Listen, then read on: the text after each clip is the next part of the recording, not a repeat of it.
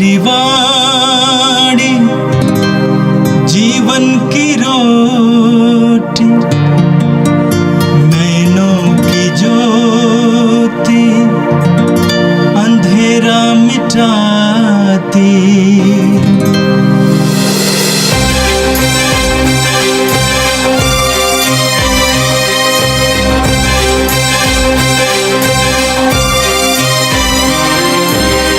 प्रभु तेरी वाणी जीवन की रोटी, नैनों की ज्योति अंधेरा मिटाती। प्रभु तेरी वाणी जीवन की रोटी, नैनों की ज्योति अंधेरा मिटाती। वाणी वाणी वाणी वाणी वाणी पवित्र है, शाश्वत है, जीवन का मन्ना है। 1 मार्च मंगलवार। पहला पाठ संत पेतरुस का पहला पत्र, अध्याय 1, पद संख्या 10 से 16। आत्माओं की मुक्ति, नबियों की चिंतन तथा अनुसंधान का विषय था। उन्होंने आप लोगों को मिलने वाले अनुग्रह की भविष्यवाणी की है। मसीह का आत्मा उनमें विद्यमान था और मसीह के दुख भोग तथा इसके बाद आने वाली महिमा की भविष्यवाणी करता था। नबी यह जानना चाहते थे कि आत्मा किस समय और किन परिस्थितियों की ओर संकेत कर रहा है। उन पर प्रकट किया गया था कि जो संदेश वे सुनाते थे वे उनके लिए नहीं बल्कि आप लोगों के लिए था। अब सुसमाचार के प्रचारक स्वर से भेजे हुए पवित्र आत्मा की प्रेरणा से आप लोगों को वही संदेश सुनाते हैं। स्वर्गदूत भी इन बातों की पूरी जानकारी प्राप्त करने के लिए उत्सुक हैं। इसलिए आप लोग सतर्क और संयमी बने रहें और उस अनुग्रह पर पूरा भरोसा रखें जो यीशु मसीह के प्रकट होने पर आपको प्राप्त होगा। आप आज्ञाकारी संतान बनकर अपनी वासनाओं के अनुसार आचरण नहीं करें जैसा कि पहले किया करते थे, जब आप लोगों को ज्ञान नहीं मिला था। जिसने आपको बुलाया है वह पवित्र है। आप भी उसके सदृश अपने समस्त आचरण में पवित्र बने, क्योंकि लिखा है, पवित्र बनो क्योंकि मैं पवित्र हूँ। यह प्रभु की वाणी है। संत मार्कुस के अनुसार प्रभु यीशु का पवित्र सुसमाचार, 10वां अध्याय, पद संख्याएं 28 से लेकर 31 तक। पेतरुस ने यह कहा, देखिए हम लोग अपना सब कुछ छोड़कर आपके अनुयायी बन गए हैं। यीशु ने कहा, मैं तुमसे यह कहता हूँ, ऐसा कोई नहीं जिसने मेरे और सुसमाचार के लिए घर, भाई बहनों, माता पिता, बाल बच्चों अथवा खेतों को छोड़ दिया हो, और जो अब इस लोक में 100 गुना ना पाए, घर, भाई बहनें, माताएं, बाल बच्चे और खेत, साथ ही साथ अत्याचार और परलोक में अनंत जीवन।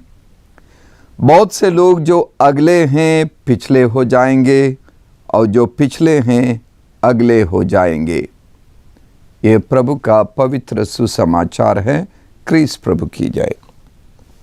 यीशु में मेरे प्रिय भाइयों बहनों, इतिहास एक बहुत ही महत्वपूर्ण विषय है। न केवल स्कूल कॉलेजों में, हमारे जीवन के लिए भी इतिहास बहुत बड़ा मायना रखता है। दुनिया के इतिहास का एक अर्थ है, एक उद्देश्य है, एक मकसद है।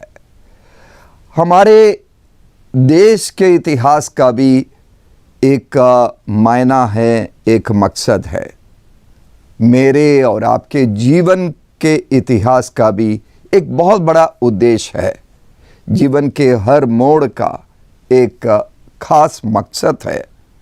ये इतिहास, हमारे जीवन का इतिहास, इसकी घटनाएं, दुर्घटनाएं, ये सब व्यर्थ नहीं जाता। इनका एक बहुत बड़ा उद्देश्य है। वो उद्देश्य क्या है? ये उद्देश्य है मुक्ति। इतिहास के माध्यम से हम मुक्ति के मार्ग पर आगे बढ़ते हैं। आज के पहले पाठ में हमने सुना, पेतरुस कहते हैं, मुक्ति नबियों के चिंतन तथा अनुसंधान का विषय थी और नबियों ने आप लोगों को मिलने वाले अनुग्रह की भविष्यवाणी की। नबी लोग जीवन के इतिहास की व्याख्या करते हैं और वे नबी यानी भविष्यवक्ता लोग जीवन की घटनाओं की व्याख्या करते हुए भविष्य के बारे में भी बताते हैं।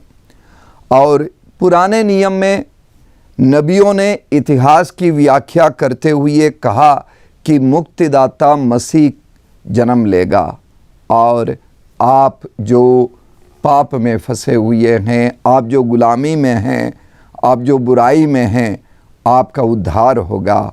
लिखा है कि नबी ये जानना चाहते थे कि आत्मा किस समय और किन परिस्थितियों की ओर संकेत कर रहा है। इतिहास के विभिन्न मोड़ों पर पवित्र आत्मा कार्य कर रहा है और नबियों का कार्य है कि उन्हें बताना, व्याख्या देना कि किस ओर पवित्र आत्मा संकेत कर रहा है।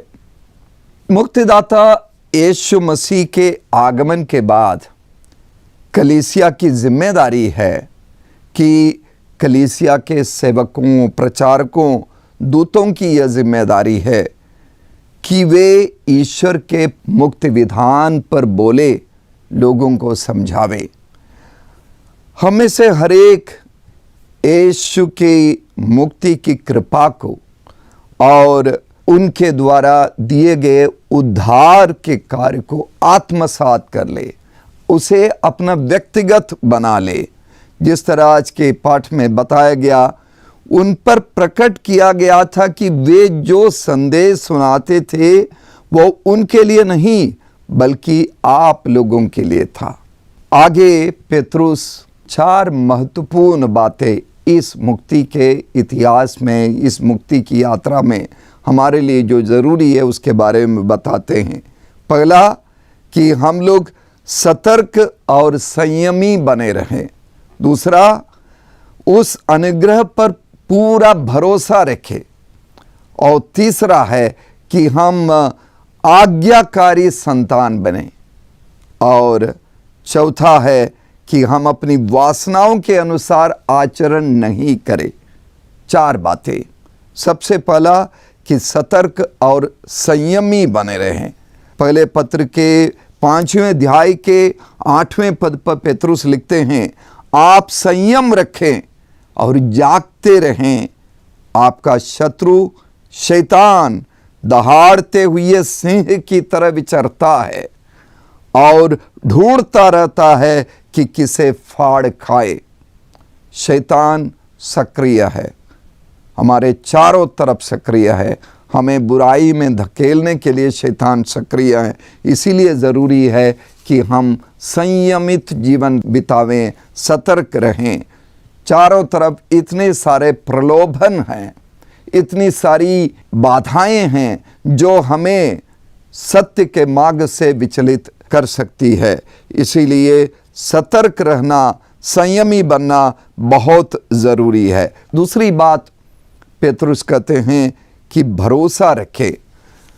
कुरिन्थियों के नाम पौलुस के दूसरे पत्र के पहले अध्याय के 9 और 10वें पद पर पौलुस लिखते हैं, हम अपने पर नहीं बल्कि ईश्वर पर भरोसा रखे जो मृतकों को पुनर्जीवित करता है। उसने हमें उस महान संकट से बचाया और वो ऐसा ही करता रहेगा। उस पर हमारी ये आशा आधारित है कि वह भविष्य में भी हमें बचाएगा। हमें बचाने वाले हमारे उद्धारकर्ता, हमारे मुक्तिदाता यीशु मसीह पर हम भरोसा रखें, उन्हीं में हमारी मुक्ति है। आगे पेतरुस कहते हैं, आप आज्ञाकारी संतान बने। ईश्वर की हम संतान हैं, हमें ईश्वर की संतान बने रहने की ज़रूरत है और उनकी आज्ञाओं का पालन करने की ज़रूरत है। इस पत्र को लिखते हुए बिल्कुल शुरुआत में पेतरुस लिखते हैं, गलातिया, कप्पादोकिया, एशिया तथा बिथुनिया में जो लोग परदेशियों की तरह रहते हैं उनको संबोधित करते हुए कहते हैं, आप जो पिता परमेश्वर के विधान के अनुसार बुलाए और आत्मा के द्वारा पवित्र किए गए हैं, जिससे वे यीशु मसीह की आज्ञा का पालन करें और उनके रक्त से अभिषिंचित हो। जो यीशु के द्वारा पवित्र किए गए हैं उन्हें यीशु मसीह के आज्ञा का पालन करना चाहिए और यीशु के रक्त से अभिषिंचित होना चाहिए। चौथी बात पतरस कहते हैं, वासनाओं के अनुसार आचरण ना करें। पौलुस गलातियों के नाम अपने पत्र के 5वें अध्याय के 24वें पद पर कहते हैं, जो लोग यीशु मसीह के हैं उन्होंने वासनाओं तथा कामनाओं सहित अपने शरीर को क्रूस पर चढ़ा दिया है।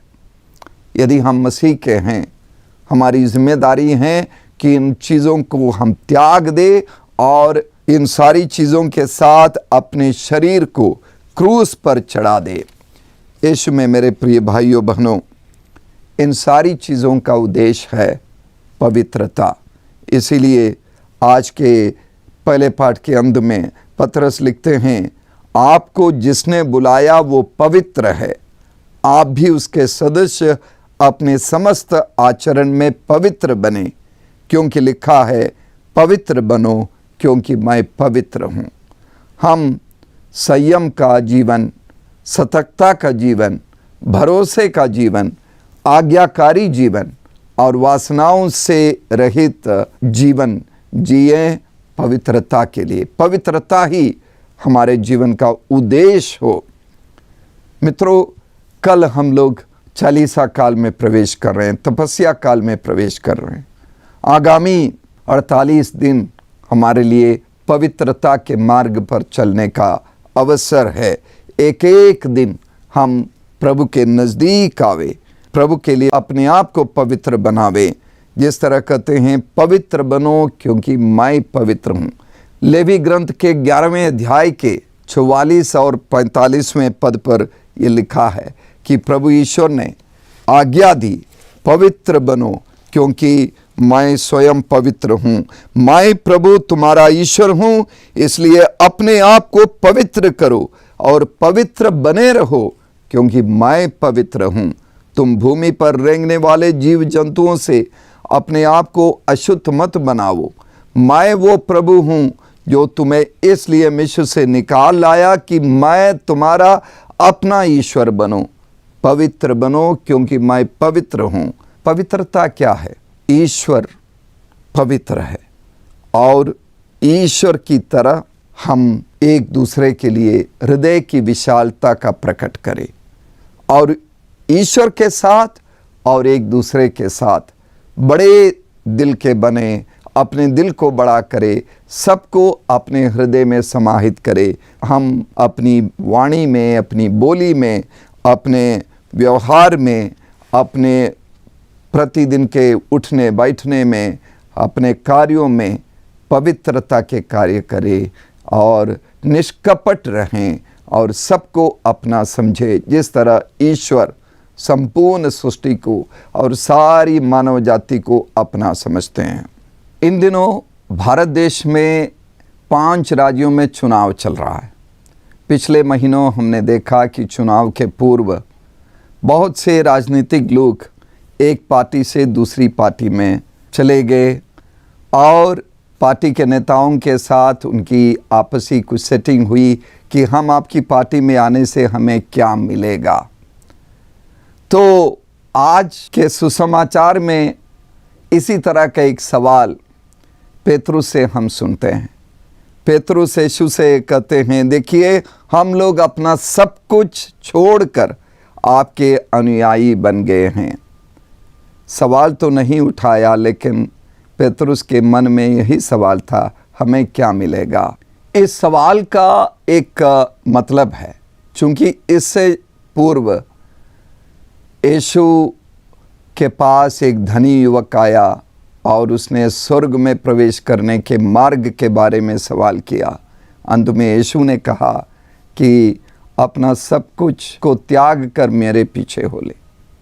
और लिखा गया है कि वो धनी युवक बहुत उदास होकर चला गया। इसके बाद पेतरुस की तरफ से ये सवाल यीशु की ओर उठता है कि हमने तो बहुत सब कुछ त्याग दिया और हम क्या पाएंगे। ये सवाल पेतरुस ने पूछा और उसके जवाब में यीशु ने कहा कि जो सुसमाचार के लिए घर, भाई बहन, माता पिता, खेत आदि का त्याग करेंगे, उन्हें इस लोक में 100 गुना वे पाएंगे, साथ ही साथ अत्याचार भी पाएंगे और परलोक में अनंत जीवन पाएंगे। इस लोक में 100 गुना माता पिता, भाई बहन और खेत खलिहान सब कुछ पाएंगे। यीशु के कहने का तात्पर्य यह नहीं कि वे इतनी बड़ी क्वांटिटी में चीज़ें पाएंगे, लेकिन उससे बड़ा वो संख्यात्मक दृष्टि से नहीं।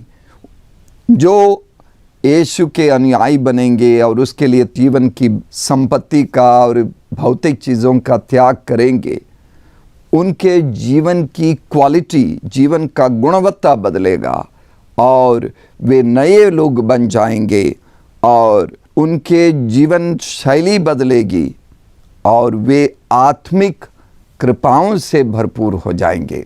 प्रिय भाइयों बहनों, हम बराबर आत्मनिर्भरता की बात सुनते हैं और आत्मनिर्भर होने के लिए लोग अपने स्वयं का घर, अपना खेत, अपनी ज़मीन जायदाद वगैरह और बैंक बैलेंस को भी बढ़ाना चाहते हैं और उसके लिए लगातार काम करते हैं ताकि उन्हें आज़ादी का अनुभव हो, वे दूसरों पर निर्भर ना हो। लेकिन सोचिए उनके बारे में जिनके पास ये सब कुछ है और सब कुछ को त्याग कर आध्यात्मिकता का जीवन अपनाते हैं। साधु संत लोग, फकीर लोग, सन्यासी लोग, साध्वी लोग इस तरह का जीवन बिताते हैं और उनके अंदर आज़ादी का बहुत अधिक मात्रा में अनुभव होता है। वे बिल्कुल स्वतंत्र हो जाते हैं। उनके अंदर एक आत्मिक शक्ति आती है, हिम्मत आती है और वे स्वतंत्र हो जाते हैं। संत कबीरदास ने लिखा है, कबीरा खड़ा बाजार में लिए लुकाठी हाथ, जो घर फूको अपने चलो मेरे साथ। अपने घर को फूकने की हिम्मत वाले मेरे साथ चले। और ये बहुत बड़ा अनुग्रह है, बहुत बड़ी कृपा है, यही आज़ादी है। इसी के लिए प्रभु यीशु हमारा आह्वान करता है। यह सिर्फ अपरिग्रह की बात नहीं है, लेकिन प्रभु पर निर्भर रहने की बात है। जिसके पास कुछ नहीं है, वे दुनियावी चीज़ों से आसक्त नहीं हैं, वे प्रभु की इच्छा को पूरा करने के लिए स्वतंत्र हैं। वे परोपकार करने के लिए स्वतंत्र हैं, दूसरों की सेवा करने के लिए अपने आप को आज़ाद पाते हैं। जो दुनियावी चीज़ें हैं उसे मनुष्य त्याग देता है, बदले में स्वर्गिक चीज़ों का अनुभव करते हैं, स्वर्गिक बातों को पाता है। नश्वर चीज़ों को जो त्यागता है वो अनश्वर संपत्ति को पाता है, वो अनंतता को पाता है। हमारा डर अक्सर हमारे मन में यह डर आता है कि हमारा त्याग क्या व्यर्थ है।